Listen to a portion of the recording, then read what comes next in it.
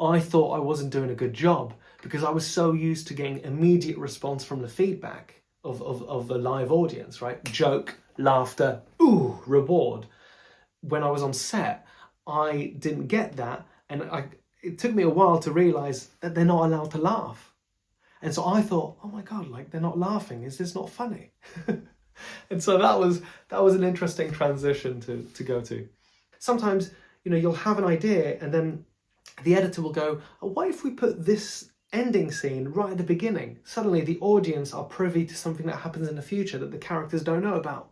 Hello, my name is Lampaert. I'm an actor and a comedian, and in this video I answer some questions that I often get asked about craft and technique, and I wrote my answers down because I do get distracted sometimes. Do you prefer stage, screen, or both, and why? Honestly, I like both. The stage and the screen are two different styles of acting, and that's why I like them. Much like marathon athletes and sprinters, they are both running to a finish line, but they require different skills. And it's the same thing with acting on a stage in front of a live audience and performing for the camera and sort of creating a story non-linearly, generally. Let me share with you what I wrote. So I've got here projection versus subtlety, performance flow, audience connection, rehearsal preparation, physicality, audience versus camera position, and the art of cinematography. So these are the things that I have to sort of bear in mind. Projection versus subtlety. On a stage, emotions are externalized because you have to communicate what you want to say to the back of the room. Right? Just because people at the front pay more for a ticket doesn't mean that the people at the back don't deserve a good bloody show, right? So you need to be able to project not only with your voice, and you don't want to shout, you just want to be loud and, like almost the voice comes from here rather than like here, like, and so you want to project that. Even a stage whisper has to be loud enough yet whispered for the back to hear. And I think that's obviously completely different to performing on a set where a camera can pick up the micro expressions, just the flicker of an eye changing directions. It allows for the audience watching, on a screen, be it TV or at the cinema, they can pick up maybe what the character is thinking. And obviously you can do that again on stage. You can show that maybe you're thinking, but the movement has to be so much bigger to show that. You can't do subtle little psychological micro expressions for the stage because it won't get picked up. I mean, maybe you can do it for you to enhance your performance, but if it is required for the audience to sort of know that and pick up on it, then it is worth making it bigger. And I think that was one of the challenges I had because I sort of started as a stand-up comedian because I was inspired by like Jim Carrey, Robin Williams, Eddie Murphy. They were the people that I used to watch in movies, and then I found out they did stand-up. So that for me was like a natural trajectory. I was like, well, I'm going to do stand-up so I can do the acting on making movies. So yeah, originally I suppose for me the screen was possibly the more alluring of adventures.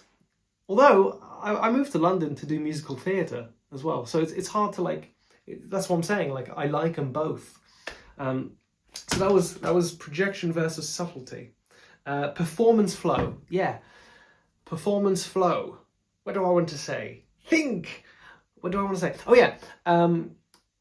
When you're performing at the theatre, there is an opening and there is an ending, and you just have to go through it. There is no director going, cut. Okay, we're going to do that scene one more time. Yeah, in rehearsals, but on the day, on the night, you have to just go with the flow, and so many little variables can change the performance.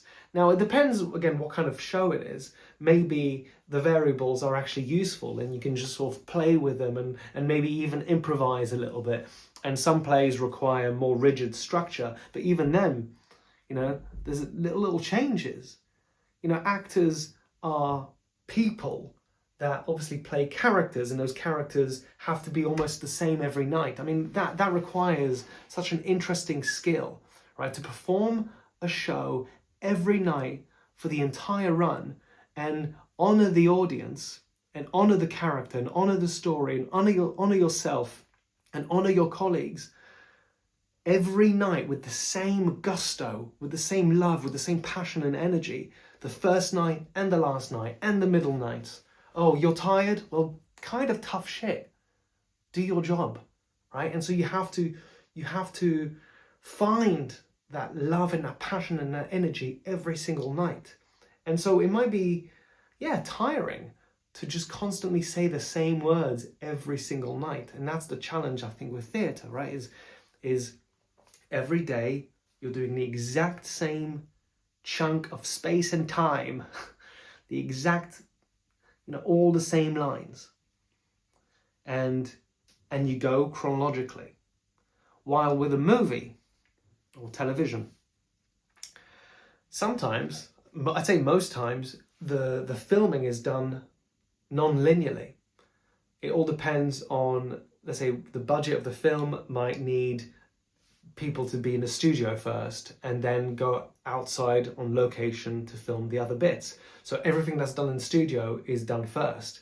And maybe they do that in chronological order, but there are still things then that you'll have to go back to on location that might have started in Act 1. So you have to keep flipping back and forth between different times in the story. And therefore, you need to know your character so well that you know that, for example, 2 weeks ago you filmed something for Act 3 and now you're about to do the scene just before that. So therefore you have to make sure that you exit that scene to match the correct energy or temperament, tone, so that when you walk into the scene that you've already filmed, it matches, right? So you kind of need to have done the work beforehand. You need to know the arc. You need to know where if you discover things on while you're acting on a movie set, if you choose to keep it, make sure that it then correlates across the performance. While with theatre, if you discover something for Act 1, well, that's fine, because you're about to do Act 2 and you're about to do Act 3. It sort of goes in a chronological order. So that's obviously a huge difference. If you've made it this far in a video, thank you, firstly, that's really nice. But it also means that maybe you like me a little bit, eh? And that's really nice, so thank you very much. Or maybe you just like the art of storytelling. And if you do, like this video and subscribe to the channel for more on the craft of acting and the world of stories in which we coexist. All right, thank you, love you. Audience connection. So theatre is a shared and immediate response with the audience, while working with a camera and the actors on that set is a delayed response. Okay, now obviously you are performing with the actor, you are aware of the camera's position, and that's important. Obviously you leave it to the cinematographer and the director, but an awareness of where the camera is means that you get to play with them, because obviously in a way you are playing with the audience that are eventually going to watch the movie. But obviously the character is not aware, but the actor is. And it's really interesting that when you're on stage, sometimes there is a fourth wall present and sometimes the fourth wall can be broken, but still there is the live audience energy that you can feel. I mean, it's something so difficult to really explain to anyone that hasn't done acting in front of an audience, but you can feel the energy, the waves of laughter sometimes. Honestly, doing stand-up, for example, and getting that first joke in, because I always get nervous before going on stage, always. But I don't take it as a bad thing. I now acknowledge that the nerves are a way for me to acknowledge that I'm about to do some sort of fight or flight experience, right? Adrenaline is rushing through me because I'm about to enter into battle in front of this audience. And so for me as a comedian, when I get that first laugh, that's when I sort of relax a little bit more. But you can feel it, especially when a joke really bloody lands. It's just so good. And it doesn't have to just do with comedy. Sometimes when you hold tension, dramatic pauses, and you can feel the audience just sat there waiting to know what happens next, you can really feel that. And so frustratingly, you can't really let their energy affect your performance. You still have to give it your all. But for example, doing panto, right? If they are more giving, it's just so much easier to give back, right? It's like a feedback loop. But if they are quiet, you still have to give everything that you've got. But there's just less playfulness, right? And it just translates, like it really does. So that's the difference with the stage. And then yeah, the screen. It's quiet on set. It's the most controlled environment, as controlled as possible, and you can perform a scene over and over and over again just to get it right, just to see if something else can come out of repetition, or once you've got one take in a bag, maybe the director will say, okay, well now you can play and do something else. And it all again depends on genre and all of that. There are different variables, but yeah, that audience connection isn't quite there, apart from knowing that there is a crew behind the camera. And sometimes that can be quite fun to play with. Again, with comedy, it's always good fun because like what I really like is trying to make the crew laugh, knowing that they're not allowed to laugh, because otherwise if they make noise, they might ruin a take. And so I really like trying to put the crew off by being comedic. But the first time I, again, did it like a comedic bit of acting for the screen, I thought I wasn't doing a good job because I was so used to getting immediate response from the feedback of the live audience, right? Joke, laughter, ooh, reward. When I was on set, I didn't get that, and it took me a while to realize that they're not allowed to laugh. And so I thought, oh my God, like they're not laughing. Is this not funny? And so that was an interesting transition to go to. Okay, rehearsal preparation. So with the stage, it is usually a collective endeavor. So it's done over weeks, maybe months, and you work collaboratively to create this thing, and you block scenes, right? So that means you know where you should stand. And obviously there's room to play, right? Every director is different, and so you have to also provide for the director what you think you might do. The more you're comfortable on stage, the more you can own the stage. Often I've seen actors who just, they go on stage and they sort of need the director to tell them where to go, when actually that's not how I vibe. I prefer to do the work so that I know, for example, if my character feels small, that maybe I need to be at the back of the stage, so I'm visibly smaller.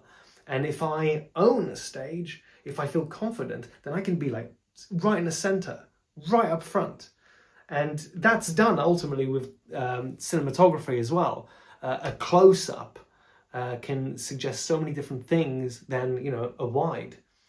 And there are different flavors, different reasons why psychologically you might want to do that. But, it's like that's why the art of cinematography is so fun, because you can really choose what you want to do with your character so that the audience understands the inner world even more. They might be oppressed by something large, like an empty whiteboard. What's this called? A whiteboard. Is that what it's called? A whiteboard? Doesn't sound right. I think it is a whiteboard. Anyway, what was I saying? Yeah, so stage acting is developed collectively, while acting for a screen is usually done privately. You do all the work by yourself, or maybe you've got a coach, but you just work on the script, you work on the character arc, you do all the work so that when you arrive on set, you might have a couple of rehearsals because the light and the sound sort of need to like work collaboratively with the cinematographer to make sure. So sometimes you get a little moment of rehearsal, but sometimes you don't. Sometimes you arrive on set, you do your scene, and you're done. And no rehearsals. So you need to work way before arriving on set to know what you're going to provide. Audience versus camera position. In the theatre, the audience chooses where to look, while the camera tells you where to look, or tells you what not to look at, because there's also stuff outside of the frame. But still, it's an interesting and different kind of storytelling, right? There's 5 characters on stage. An audience member might be more focused on one, maybe because they're more intrigued by them, or because we all have different inner worlds, and therefore we connect with a story in different ways. We might, a younger person might relate to the youngest, not just cast member, but maybe youngest character, maybe. It's like there's all these different levels, while a movie just tells you what to look at. But also, there's no real zooming in, right? So obviously, like I said, a person can focus on one person, but they still have to play with the entire stage. While, again, with a camera, you can do close-ups, you can zoom in, you can pan, you can, all these different techniques to move the story along. The camera, in a way, is a character. And that's what I really like, that it's like a character that hones in on what's more important in the story. So yeah, the art of cinematography is something that I am passionate about. I don't necessarily know much about it still, but I am in awe with some movies that can tell a story with different layers. Because there's obviously the actors and the script and what they're saying, but then there is what's not being said vocally, but sort of, not physically, what's the word I'm looking for? Picturesquely, that's not even a word. Like through image. Like every frame is a painting. It's like going to a museum and looking at all these different paintings, and that is a story. It's just 1 second frozen in time, and what does that story say? And so I love when movies are able to really tell a story through image, something that you can't really do with theatre. Yes, there's the lights and there's the sound and there's the use of the stage, but ultimately the actor sort of carries everything, while cinema is more collaborative. There's just so many more different things, and even in the edit, this is something that I find fascinating. So there's the script, and then we film it in a way that we interpret it, much like theatre, but it's done non-linearly. And then once you've got all that raw footage and you've got all these different takes of the same scene, then it goes to the edit. And in the edit, you can tell hundreds of different stories with the same raw footage, depending on who the editor is and what the director wants. And sometimes, you'll have an idea, and then the editor will go, oh, what if we put this ending scene right at the beginning? Suddenly the audience are privy to something that happens in the future that the characters don't know about. So there's just so much more you can do with cinema, which I personally love. But yeah, I think both the stage and the screen are complementary, and I personally think make for a better actor if you can play with both. And so that's what I recommend if you're interested in doing that. So to recap, in conclusion, the theatre is about scale, endurance, projection, live audience exchange, and the screen is about precision, internalization, fragmentation of scenes, and collaboration with camera and editing. It's a different kind of storytelling. And I love them both, and they both love me. But if only they started paying me both, huh? Huh? Thank you for watching the video, and if you are going to the Edinburgh Festival in 2026, then come and check out my show 0-1. If not, I will be taking it on tour, hopefully in the UK, in Europe, and the world, dare I say. And if you're watching this way into the future, I mean, hello, isn't this amazing? Hello, maybe I'm alive, maybe I'm dead, I don't know. But if I am alive, then I'm probably still doing stuff creatively. And so, yeah, hello, subscribe, and maybe I'll see you. Maybe we'll never meet. Isn't it amazing? Oh, life is amazing.